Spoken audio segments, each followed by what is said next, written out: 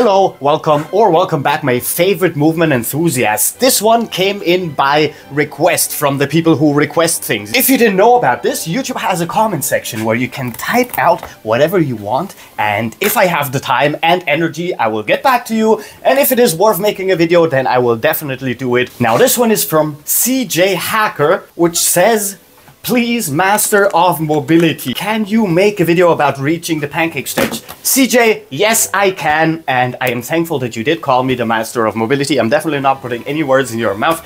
Let's get into it. Let's check it out what we can do. So let's start with an anatomy breakdown. What do we need for the pancake stretch? Well, for starters, we're gonna need mobility or flexibility in our entire posterior chain, starting at our Achilles tendon, moving up our calves, our gastroc, our soleus, our biceps femoris, our glutes, our spinal erectors, and the tiniest bit of flexibility in our traps so we can open up our arms as well. We're not gonna need a lot of thoracic mobility, but lumbar mobility is gonna be really important. So as usual, we're gonna start out with the lowest muscles, work our way up, and in the end combine exercises that stretch all of these muscles together. But before we do this, we are going to use one of the most effective exercises when it comes to lower body mobility, lower body flexibility, and I have shown this so many times because it is applicable to so many different exercises. Be it the forward fold or the straddle position or the deep squat, most of the exercises that require lower body mobility will be covered with this singular exercise. And if you can go through all of the levels of this exercise, then you're not even going to need any other exercises to get into the pancake or the straddle position, and you can just use this one.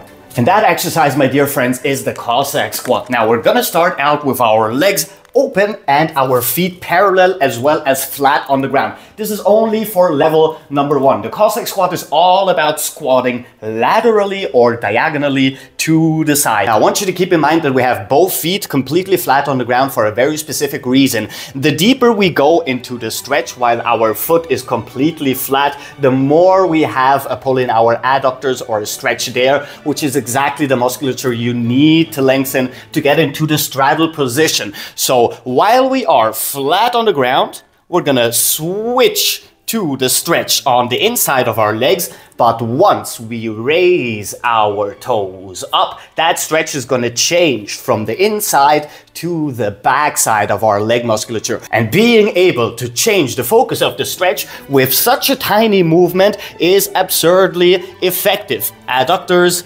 hamstrings, adductors, hamstrings. So now that we know that, let's go through the different levels of the Cossack squat.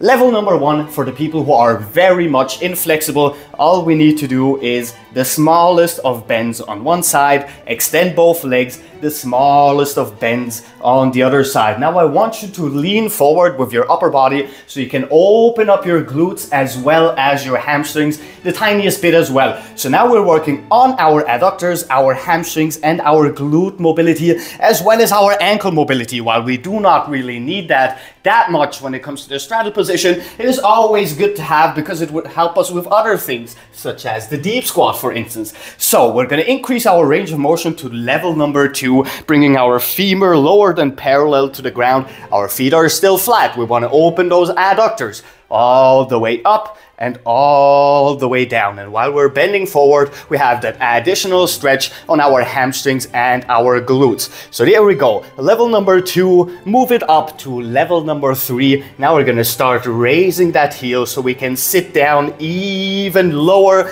Now we're gonna use that elbow to push our knee out. Now we're working on the adductors on both sides while simultaneously having more stretch in our calves here and a little bit of a stretch in our hamstrings as well. And switch it up all the way down. On one side, you can raise the heel to go even deeper into that deep squat position and then push your knee out on the other side. So we're doing lateral deep squats, basically left side and right side. So now that we've stretched our adductors, we can move up another level and turn our foot upwards so we can sit down even lower And this one is for the people who have even more flexibility and even more mobility to begin with. All we need to do is, once we are here, bring that knee down first and then sit your entire butt down as well as your extended leg into full contact with the ground. Now this is basically level 4 or even level 5 of the Cossack stretch or the Cossack squat, and switch it up all the way. You're gonna notice this is an amazing stretch for all of these muscles, and those are exactly the ones that we need for the pancake fold. And if you want to add the last bit of musculature that we're gonna need, our glutes a little bit more, our spinal erectors a little bit more, and our posterior chain in the upper body, then all you need to do is move your upper body towards the extended leg. So full movement all the way up, all the way down, and bring your upper body close to your extended leg. If you pull in your toes actively, this is gonna add stretch in your Achilles tendon, gastroc, and soleus as well, basically your calf musculature, all the way up to here. So switch it up. Sit down all the way, bring your upper body close to your leg. Keep in mind, this is level 5, so please don't despair. If you are here, over time, you're gonna be able to move lower and lower and lower, as well as closer. So it doesn't really matter at what level you are now. Trust me on this one.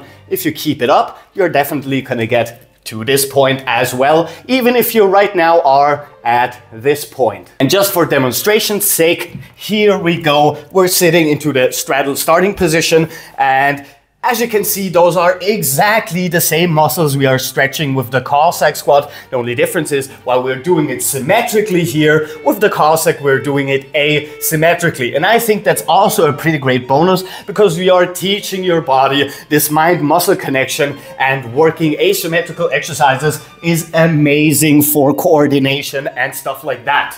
Now, before we move up our posterior chain to our hamstrings and our glutes separately, I want to show you the easiest thing you can do to increase calf flexibility or mobility. You're going to stand up and you're just going to raise your toes like this and move forward to decrease the angle in your ankle. The further you move forward, the more stretch you're gonna have on your calves. And you're gonna notice, if this is not enough, then raising your toes even more is gonna add even more stretch to this position. So this way you can work on your calf flexibility, and due to the nature of this exercise, you can basically do it anywhere at any given time. If you're waiting for anything or you're just standing around, you can raise your toes and just stretch your calves really easily. With that out of the way, we can start sitting in the straddle position, and this exercise is absurdly effective in not only building flexibility but also building strength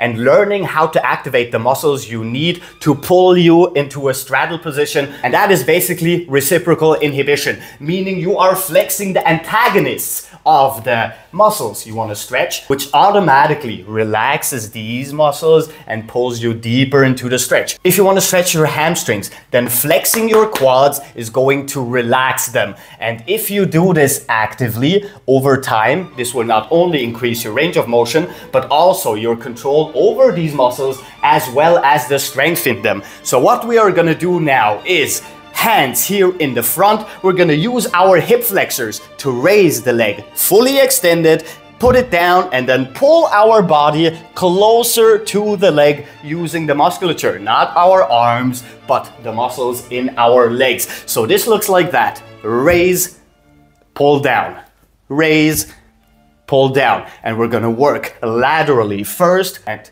up and down. If you don't want to use your hands and you're really strong in your hip flexors and your quads, then you can also do that. And this way, you're not only working on stretching and pulling and static, boring stuff, but you are strengthening your anterior chain and learning to activate it as well. And this exercise is going to help you advance to the straddle stretch or the pancake stretch really, really fast. Not only that, but it doesn't require a lot of range of motion or a lot of flexibility. If you cannot sit upright in this position, have a wall behind you and just lean back, raise the leg and move move forward. It doesn't have to be a long movement. If this is the extent of how much you can open your legs, and if having a wall behind you is the extent of how upright you can sit, that is totally fine. If you can only raise your foot like half a centimeter, that's really great. And if you can only move forward this much, this is also really great.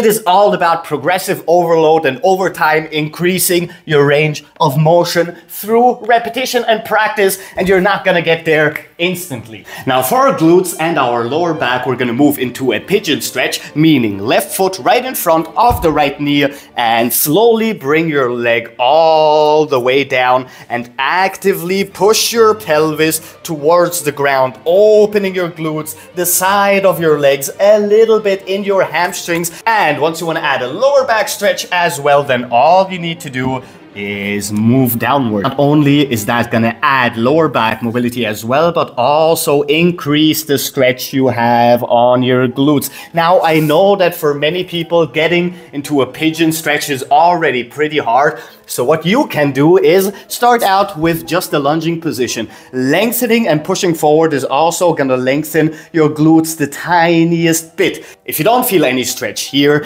then what you can also do is sit down. If you need a wall behind you, get a wall behind you and pull that leg in as closely as you can. Some people already feel a glute stretch when they just put their leg up here. If you are still not feeling enough stretch, but you can't get into the pigeon pose still, then I want you to bring that foot over on the other side and then pull it closer, and with your arms pull that knee as close as possible to your upper body. We are simulating a pigeon with the least amount of stress on our hips as well as on the musculature, and over time, once this gets a little bit more comfortable, then you can start out by slowly doing this one. If you can't bring your knee all the way to the ground, that is totally fine. Over time, like I said, we're going to be able to increase our range of motion more and more and more until we can bring it down all the way. Once we're here, actively push your pelvis down. And once you're here, over time,